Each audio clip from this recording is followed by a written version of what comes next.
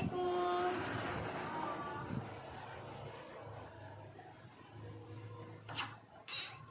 Silakan masuk, Mbak. Ya, terima kasih. Ya.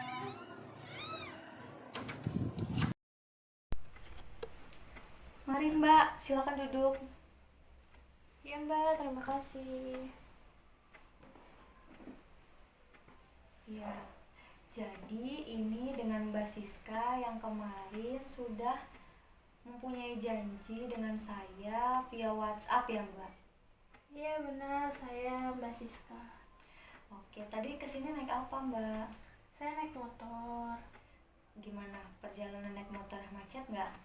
Agak macet sih tadi Mbak. Rumahnya di mana, Mbak? Saya rumahnya di Merak. Wah, lumayan jauh ya, Mbak. Tadi dari rumah langsung ke sini. Iya Mbak, tujuan dari rumah saya emang langsung ke sini.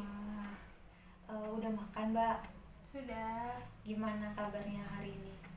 Alhamdulillah baik. Oke. Sekarang lagi sibuk apa nih, Mbak, di masa pandemi seperti ini? Apa kegiatannya sehari-hari? Saya lagi ngurus toko sih Mbak.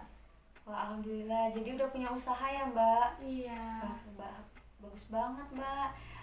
Sebelumnya perkenalkan terlebih dahulu ya, Mbak. Nama saya Anissa Putri.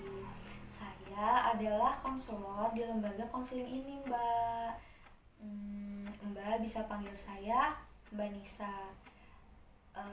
Sebelumnya kalau boleh tahu, Mbak tahu lembaga konseling ini dari mana ya, Mbak? Saya mencari tahu sendiri Mbak. Wah, bagus sekali. Berarti Mbak dengan sadar ingin melakukan konseling dengan saya dan sukarela ya, Mbak, ingin melakukan konseling. Tapi apakah ada yang memaksa, Mbak? Tidak Mbak, tidak ada paksaan. Oke, jadi sebelum memulai proses konseling, apakah Mbak Siska ini sudah mengetahui apa itu konseling, Mbak? Saya sih belum sepenuhnya mengetahui ya Mbak.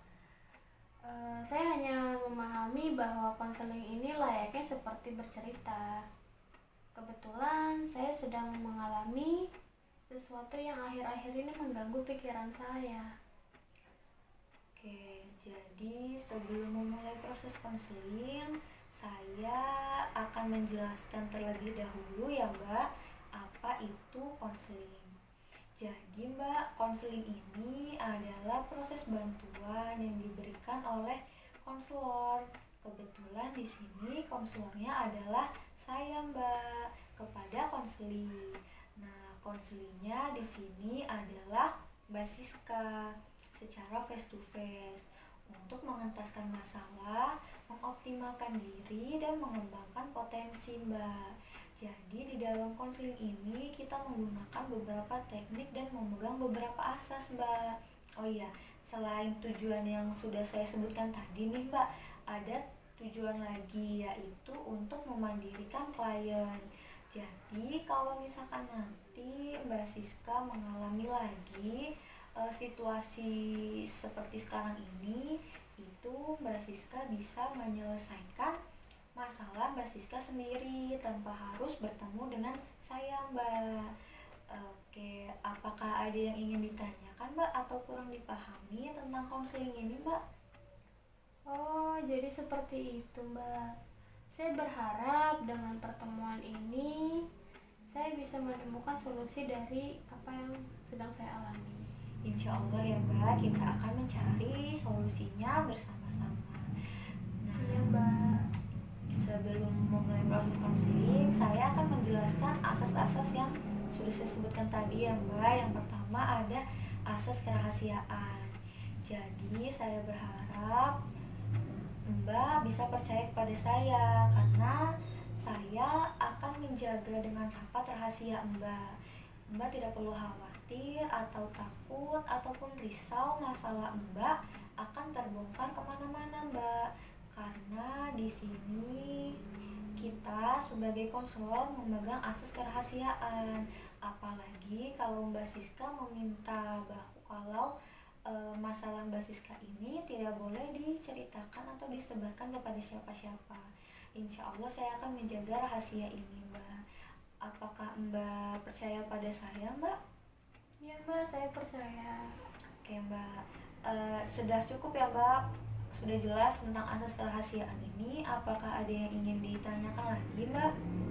Tidak ada Mbak, saya paham. Cukup ya Mbak. Selanjutnya itu ada asas kesukarelaan Mbak. Setelah Mbak percaya pada saya berharap Mbak secara sukarela bercerita kepada saya. Begitupun saya Mbak. Saya juga secara sukarela membantu Mbak menemukan solusinya bersama-sama Mbak. Sebelumnya apakah Mbak sukarela datang ke sini untuk melakukan konseling Mbak? Ya Mbak, saya suka rela. Oke, cukup ya Mbak, asas kesukarelaan ini bisa dipahami. Oke, selanjutnya itu ada asas keterbukaan Mbak. Saya berharap Mbak terbuka kepada saya secara penuh untuk menceritakan apa yang mengganggu pikiran Mbak, apa yang Mbak alami, apa yang Mbak bingungkan, apa yang menjadi masalah yang akan kita ceritakan pada hari ini. Supaya apa? Supaya saya juga bisa secara terbuka membantu Mbak menemukan solusinya Mbak, begitu. Mbak bersedia bercerita kepada saya secara terbuka Mbak? Ya Mbak, saya bersedia.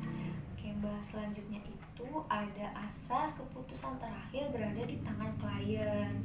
Jadi Mbak, untuk hasil akhirnya apakah Mbak akan menerima, apakah Mbak tidak menerima, apakah Mbak menolak, atau Mbak menjalankan, itu berada di tangan Mbak.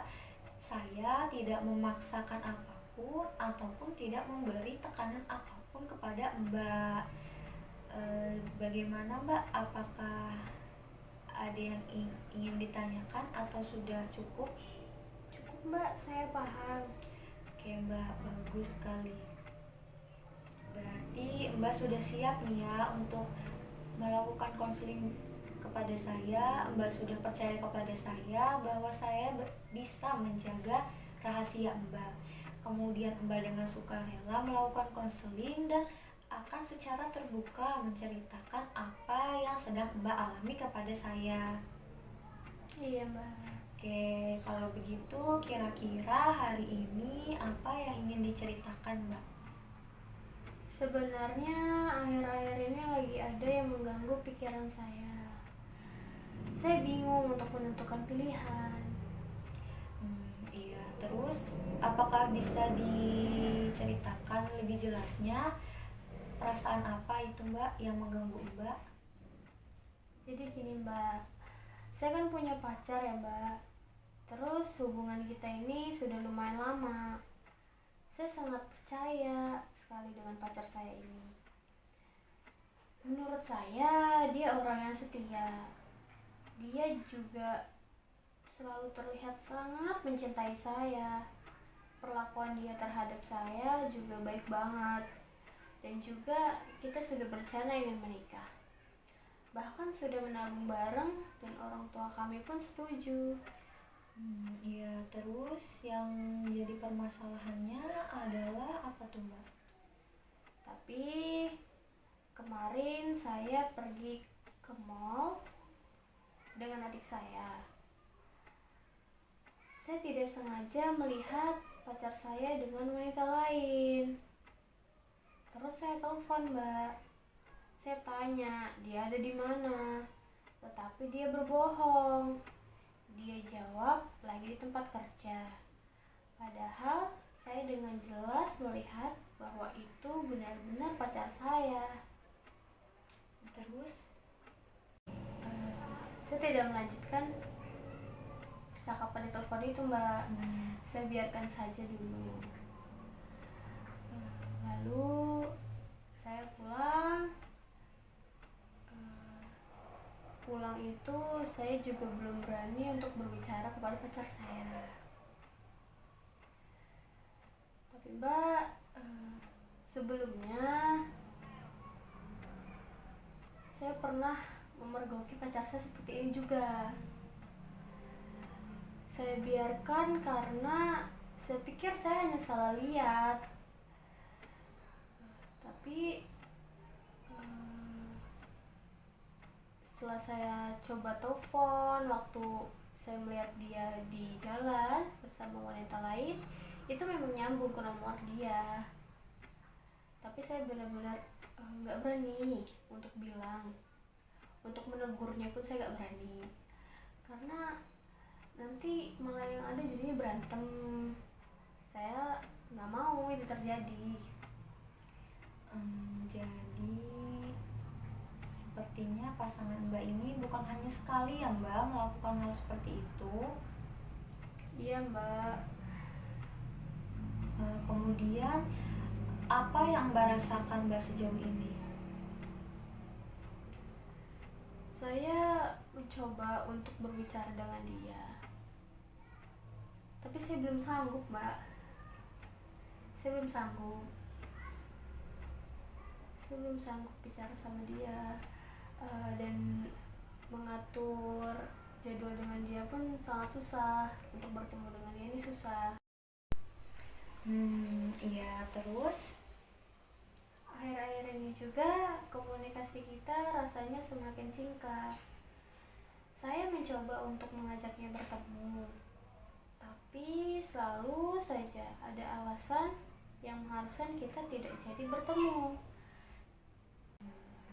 lalu Mbak?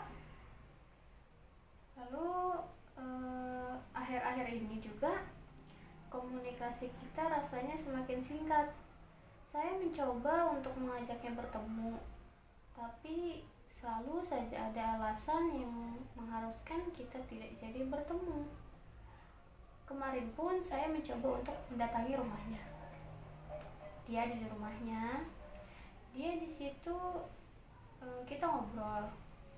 Tapi sikapnya seolah-olah tidak terjadi apa-apa.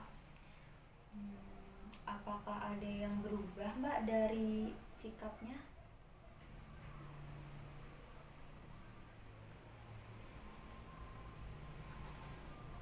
Ada Mbak. Bisa diceritakan Mbak lebih jelasnya seperti apa? Waktu saya kemarin ke rumahnya, dia lebih sibuk dengan handphonenya. Setelah diletakkan handphonenya, saya tidak diperbolehkan untuk melihat handphonenya. Lalu kemarin-kemarinnya juga saya chattingan dengan dia, dia balasnya pun agak lama. Lalu kan saya tanyakan ya, kenapa? Terus dia cuma bilang dia capek, dia butuh istirahat aja. Ya sudah, saya pun mengerti. Lalu kan saya tidak diperbolehkan melihat teleponnya. Saya pun bertanya, tapi dia malah terus mengalihkan pembicaraan. Nah, akhirnya saya tidak memperdulikan handphonenya lagi. Terus juga akhir-akhir ini dia jarang nelfon saya Mbak. Biasanya sehabis Isya itu dia menelpon saya, menceritakan kegiatan sehari-harinya. Tapi sekarang sudah jarang sekali. Apakah Mbak sudah mencoba menanyakan apa alasannya kepada pasangan Mbak? Sudah Mbak, kemarin saya sudah tanya, tapi katanya hanya dia lagi capek aja dan butuh istirahat. Sejauh ini apa yang Mbak rasakan? Yang pasti saya sangat sedih ya Mbak ya. Saya juga kepikiran. Saya menjadi ragu dengan keseriusan dia. Tetapi saya juga sangat mencintai dia. Akhir-akhir ini saya meyakinkan diri kalau yang saya lihat itu bukan pacar saya. Saya terus meyakinkan diri saya kalau saya salah lihat. Tetapi tetap saja saya tidak bisa membohongi perasaan saya sendiri. Saya sedih, saya kecewa, dan merasa tidak percaya diri. Apa yang membuat Mbak merasa tidak percaya diri? Saya merasa saya sudah tidak menarik lagi Mbak. Saya merasa saya membosankan, sehingga pacar saya pergi dengan wanita lain.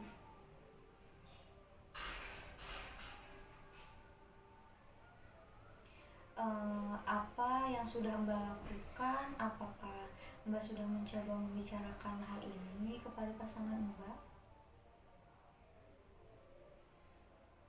Belum, Mbak.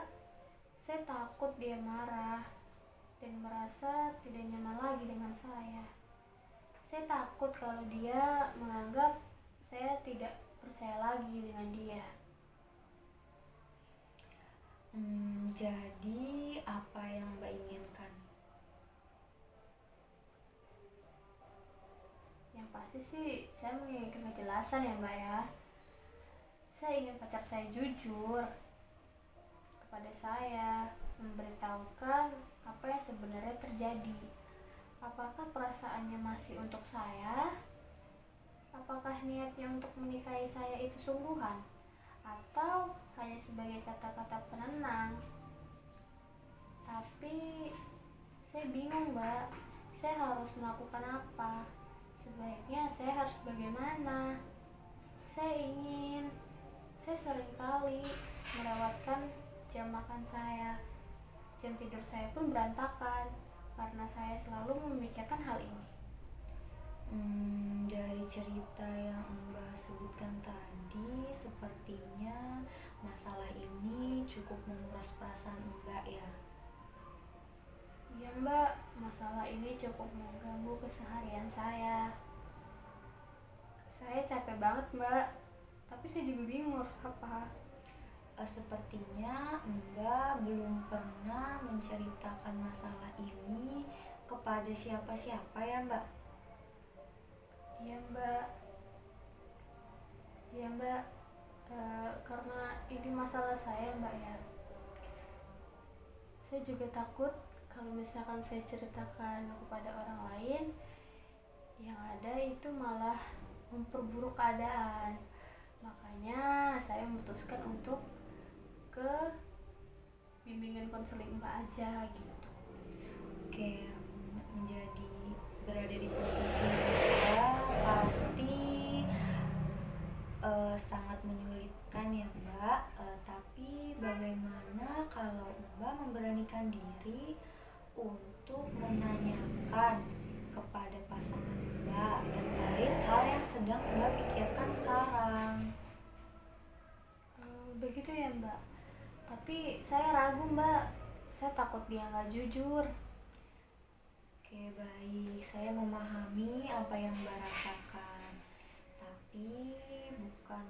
Tapi Mbak harus mencoba memberanikan diri untuk bertanya kepada pasangan Mbak supaya nanti hubungan ini akan lebih jelas, ini arahnya akan seperti apa dan akan kemana. Begitu ya, Mbak. Baik, Mbak, saya akan mencoba memberanikan diri untuk menanyakan hal ini juga dan untuk memperjelas hubungan kami. Bagus sekali Mbak. Tapi bagaimana kalau nanti ternyata dia memang benar selingkuh? Saya tidak siap untuk menghadapi kenyataan seperti itu. Keadaan seperti Mbak mengetahui bahwa pasangan Mbak berselingkuh sepertinya ya. Iya. Tapi Mbak, bukankah lebih baik Mbak mengetahui hal itu sekarang daripada nanti saat kalian sudah menikah ternyata Mbak baru mengetahuinya setelah itu? Tentu hal itu pun akan membuat Mbak menjadi lebih sakit dan akan menguras perasaan Mbak lebih dalam daripada ini. Wah, benar juga ya, Mbak ya. Apa yang Mbak katakan. Baiklah, saya akan memberanikan diri. Bagus sekali Mbak. Saya percaya Mbak bisa melakukan itu. Jadi setelah kita melakukan konseling atau setelah Mbak bercerita tadi, kira-kira apa perasaan Mbak? Apakah sedikitnya bisa mengurangi pikiran Mbak yang Mbak bingungkan itu? Nah, saya rasakan saya menjadi sedikit agak lega ya, Mbak ya. Apalagi masalah ini saya juga nggak berani menceritakan siapa-siapa, hanya saya simpan sendiri. Jadi gimana nih Mbak? Apakah Mbak bisa membuat kesimpulan dari konseling kita hari ini? kesimpulan yang bisa saya simpulkan, lebih baik memberanikan diri dan membicarakan kepada pasangan daripada hanya menduga-duga saja. Bagus sekali Mbak. Oke, kira-kira apa nih yang akan Mbak lakukan setelah tadi kita melakukan konseling? Saya akan mengajak pasangan saya untuk bertemu dan menyelesaikan masalah ini. Oke, bagus sekali Mbak.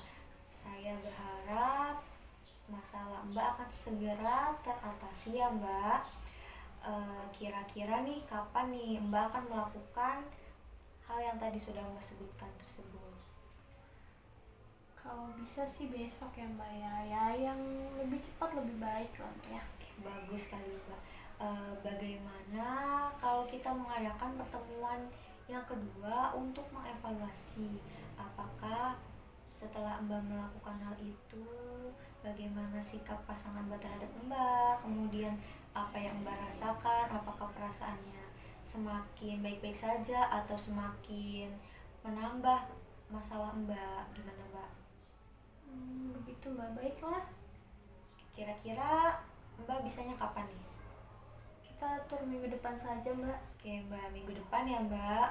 Saya tunggu di sini ya Mbak, minggu depan. Oke, terima kasih Mbak untuk konseling hari ini. Semoga solusi yang kita temukan tadi itu bisa membantu Mbak dan bisa memperjelas hubungan Mbak, bisa meringankan Mbak dan Mbak bisa beraktivitas seperti sedia kala. Kasih ya Mbak. Makasih banyak ya Mbak ya. Saya juga bingung ini kalau nggak ke Mbak saya ceritanya kemana lagi. Yuk, mari Mbak, saya antar pulang, saya antar keluar. Terima kasih Mbak. Ya, sama-sama.